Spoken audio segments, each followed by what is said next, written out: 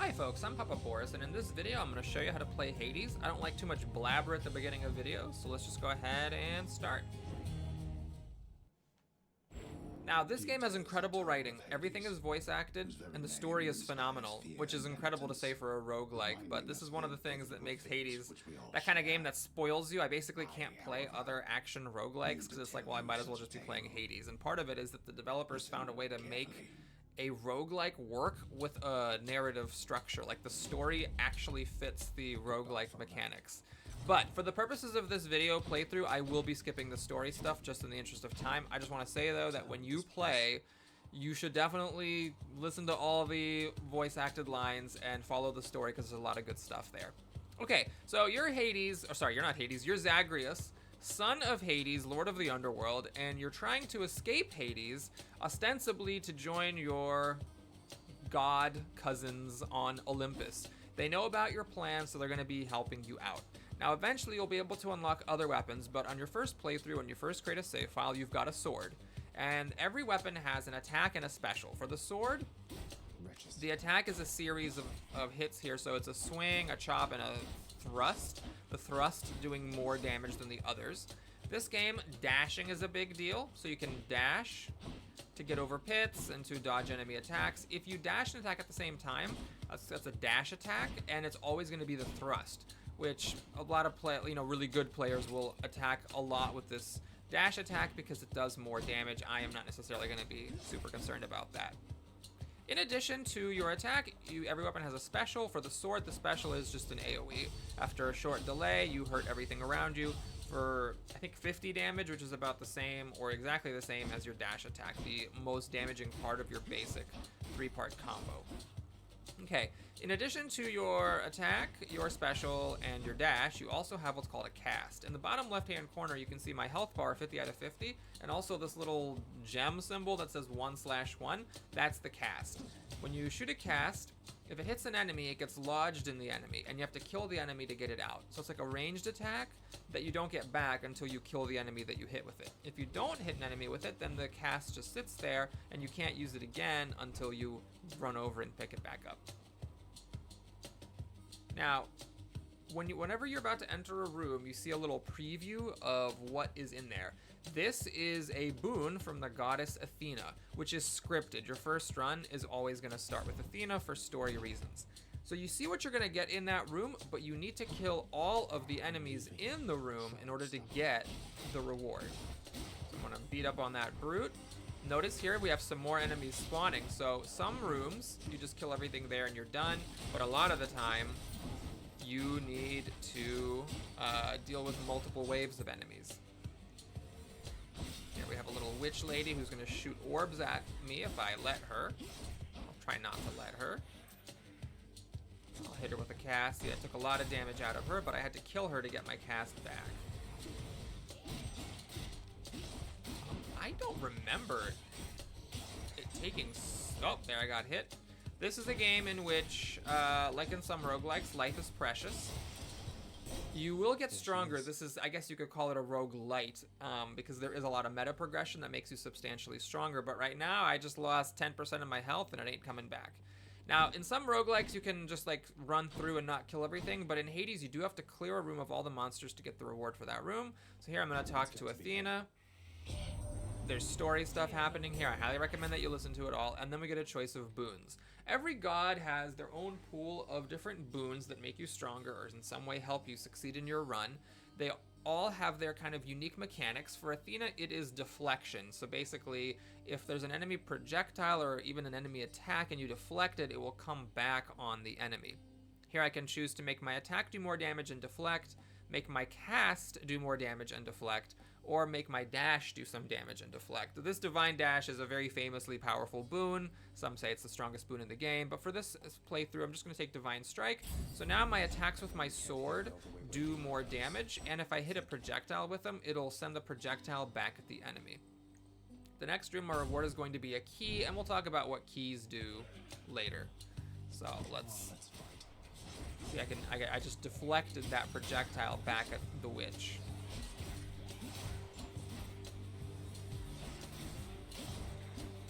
Try to hit these projectiles.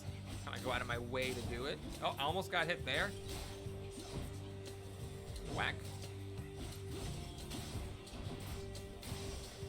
There's a cool little slow-mo when you kill the final enemy. That's how you know no more enemies will be spawning. Okay, this next chamber is called a centaur heart. I will probably just be calling it a heart in my playthrough. This means that your maximum health increases by 25. And in Hades, if you increase max health, it also increases your current health. So it's sort of like a janky way of healing.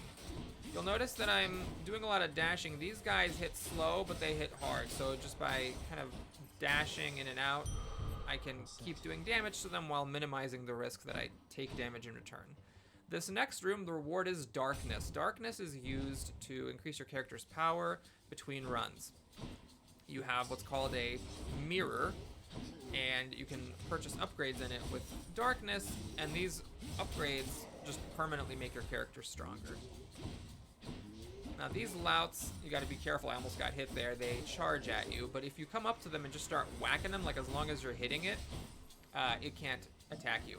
Now that enemy, you'll see its health bar is covered by a yellow bar. That's armor. So armor has two functions. One is it's just extra health, so it just makes it take longer for you to kill the enemy. But the other significant thing about it is that if an enemy has armor, then your attacks don't stagger it. So like that thing will just whack me even though I'm hitting it, when normally continuously hitting it prevents it from getting an attack in. Okay, the next boon, which I believe is also scripted in the first run, is Dionysus, the god of wine, revelry, etc. I don't actually know my Greek mythology very well. These little skeletons, they don't have a lot of health and they don't do much damage, but they fly at you super fast. So I like to just kind of get in the middle of them and do a special. I'm a simple beast of a man. A lot of times when I play this game, I'm just either doing an attack or just all the time or always specialing all the time. One thing to note is that my boon, which makes my attack do more damage, only applies to my attack. So it's a little bit of a keyword thing you need to learn for Hades, is that attack specifically means for the sword, the strikes with the sword, and then special is this thing. So this does not have deflect, and this does not benefit from the increase to percent damage that I got from my Athena boon. Dionysus is pretty hilarious. Alright, so his several unique mechanics. Hangover is basically damage over time. So this can make my special do hangover. You can read it, the game is nice and transparent. So it does 5 damage every half a second for 4 seconds. So that's 8 total ticks. 8 times 5 is 40 extra damage, but you have to wait 4 seconds for it to happen. And you can stack it multiple times. So it's up to 5 times, and that's really good for attacks that hit really fast. You can put up 5 stacks quickly. My special's kind of slow, so hangover on the special is not super impressive. This turns your cast into like this little grenade thing. It goes into the air and lands in an area, and then it explodes, doing actually quite a bit of damage, 100 in an AoE instead of 50. I am, however, going to grab this. So what this does is it makes it so that when you pick up a nectar, you gain 20 health, and it also gives you a nectar immediately. I pretty much always take that one in the early game, and for quite a while actually, because nectar is a meta resource that you will want a lot of, and it is used to get some mechanical benefits and also improve your relationships with other characters, with I guess the NPCs you could say, which also has some mechanical consequences. So I just can't get enough nectar. If I see that boon, I'm gonna take it.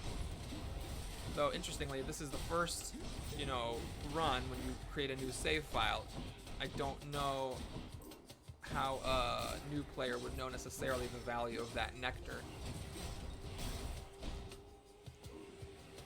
Wait for it to spawn, special. Notice, I don't know if you caught it, but it said wall slam. So the special also pushes enemies, and in this game, if you push enemies into walls, they take bonus damage.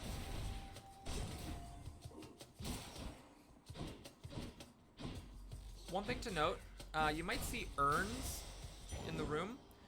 Do not waste your time destroying these urns. There's nothing in them. Eventually, you'll be able to get stuff in the urns, but right now, there's nothing. So let's talk about this. We have a choice in this room. We can get another boon from Athena, or we can get a boon from Ares. Now, there's a little skull thing there. What that means is that if you go into this room, you're going to fight like a mini-boss. I am not going to do that because the mini bosses are hard. So although Ares is cool and has some cool boons, I am instead going to go to this room, which is not a boss, and fight apparently an army of little skulls. Now, these skulls, they do kind of shudder a little bit before running at you, so there is a visual tell. I think just about all enemies have a visual tell in this game.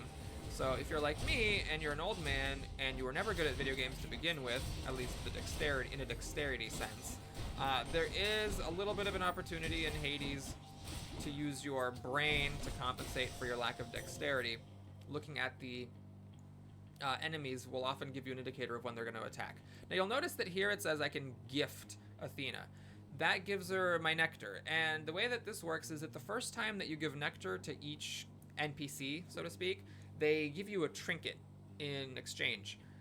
Now, because I'm metagaming, I know that I don't actually want Athena's trinket. There are other trinkets that I am more interested in, so I'm not going to choose to spend my one and only nectar on this. Alright, so here we have, again, the Divine Dash, which makes my dash do a little bit of damage and deflect. Bronze Skin, just to take less damage from everything. And then Sure Footing, you'll notice this is epic. So the way it works is that all boons can be leveled up to improve their effects, but also they can be found in different rarities. There's normal, which is the white, blue, which is rare, and purple, which is epic. If you get a higher rarity one, it starts off much better, and you can still level it up for even more.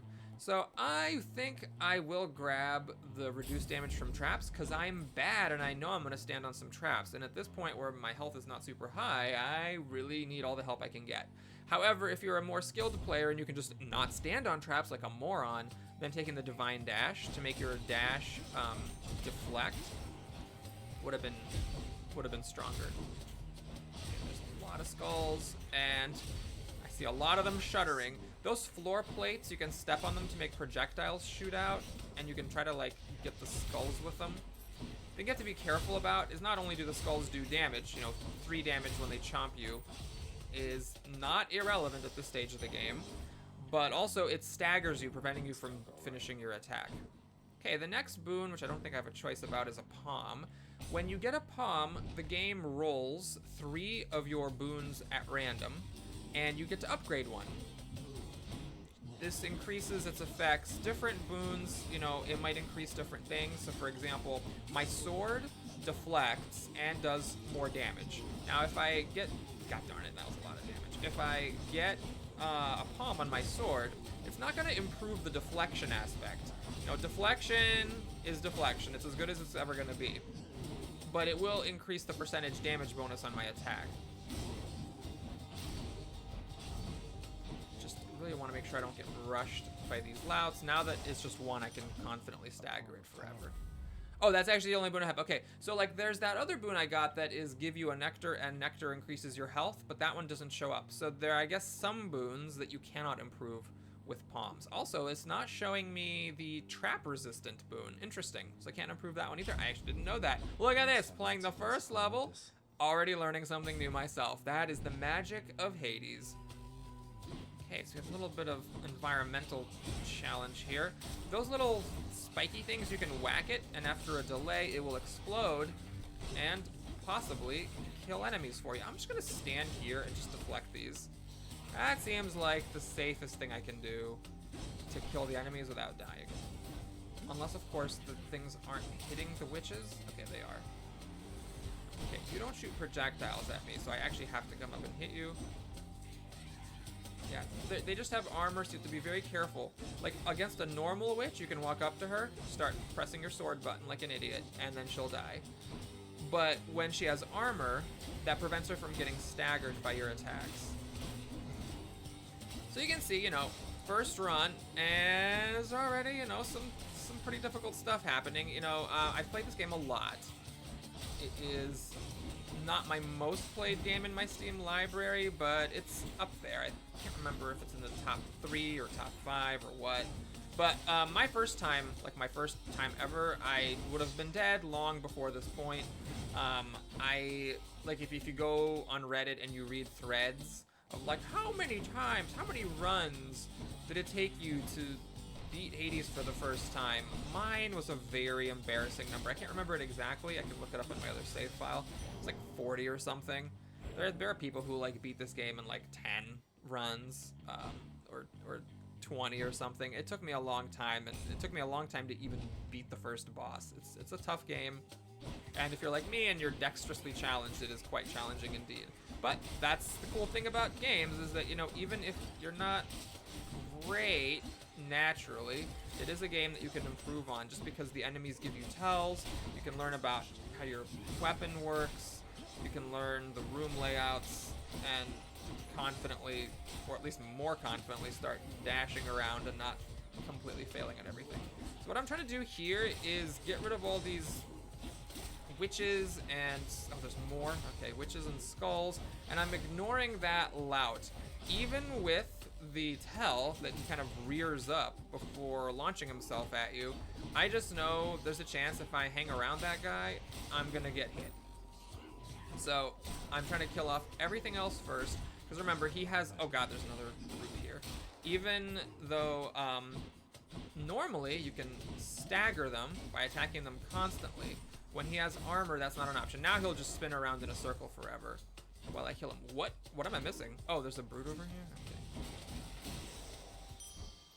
So these, by the way, I didn't mention, these are called obols, O-B-O-L-S. I will be calling them coins. What they do is you can spend money in shops to get upgrades. So here we have a choice. We can either go have a fight and get 25 more health, or we can go to the shop, spend some coins, and possibly get like a variety of things. You can buy darkness, you can buy keys, you can buy boons. You get a selection of 3 things. I think I'm gonna go have this fight because I really want the health. So as long as I get, oh, okay. So this is a free room.